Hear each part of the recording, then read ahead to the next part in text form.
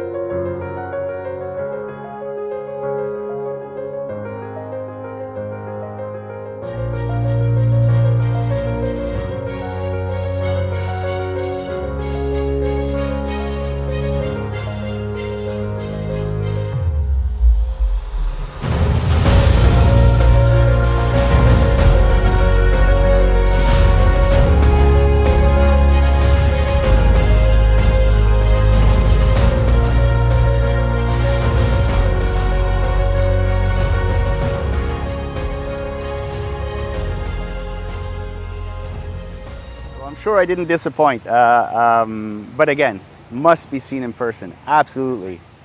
Check us out. Give us a call. send us a text, email, whatever. Let's set an appointment. Let's go see it together. It must be seen in person. So don't forget, as always, to like, share, subscribe, hit the notification bell. Always a pleasure to help you. We're here for you.